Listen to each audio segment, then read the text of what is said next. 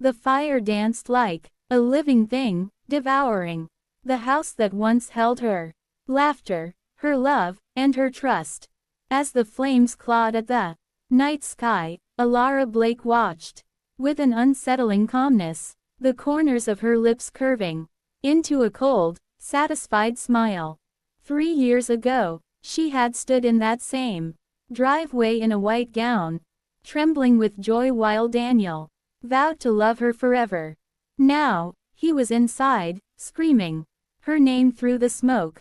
She didn't flinch. It had all started with whispers, late-night calls, sudden business trips, perfume that wasn't hers. Alara had ignored them at first. Love made her blind, faith made her foolish. But the day she found a text that read, "I can't wait to see you again, my love," her world cracked. And the sender's name, Mara Collins, shattered it completely. Mara had been her best friend since college, her maid of honor, her sister in everything but blood. Betrayal tastes metallic, like blood in your mouth after biting your tongue too hard. Alara learned that the day she confronted them, she remembered their shocked faces, their pitiful excuses. The way Daniel said, "It just happened, Alara. You were distant." She had built his company from scratch beside him. She had sacrificed her dreams for his success. And this was her reward, replaced by her closest friend. Alara didn't scream or cry. She simply walked away, because vengeance, she realized, wasn't served in anger, it was crafted in silence. Over the next 2 years, Alara disappeared from their lives, moving abroad to heal. In reality, she was studying not just business, but people.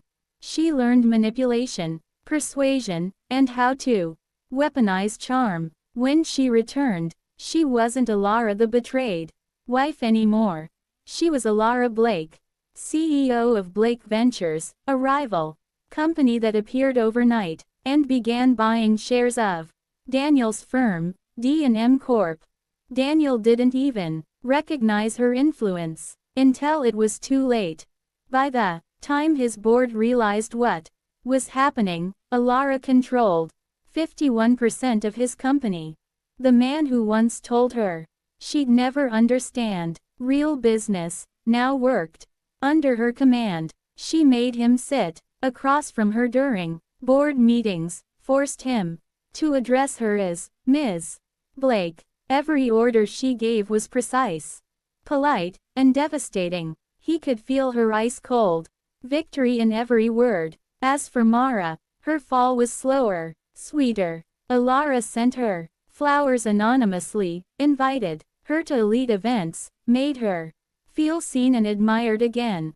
And then, just when Mara believed she was finally accepted into high society, Alara leaked her scandalous messages to the press. The affair became public, Daniel's reputation crumbled, and Mara's name was dragged through every gossip column. Still, Alara wasn't satisfied. Revenge wasn't about destroying others, it was about reclaiming what was taken from you.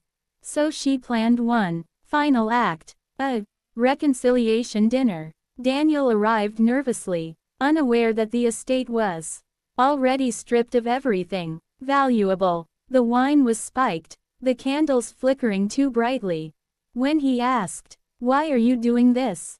she smiled and whispered, "Because I can." Then she left him there, unconscious, as she lit the match and stepped into the cold night. Now, as the flames consumed the last remains of her past, Alara felt something unexpected: emptiness. Revenge had given her power, control, and the satisfaction of seeing them suffer. But in the silence after the screams faded, she realized she had burned more than a mansion. She had burned herself. The police would find Daniel barely alive. He would tell them it was an accident. He still couldn't believe she was capable of such darkness. Maybe that was her final victory. He never really knew her. As dawn broke, Alara stood on the hill, overlooking the smoldering ruins. The sky turned gold, painting her face with the light of a new beginning. She didn't smile this time. Goodbye, Alara Blake, she whispered to herself. And goodbye to everything you used to be. She walked away, her heels crunching on the gravel, the smoke curling behind her like a ghost.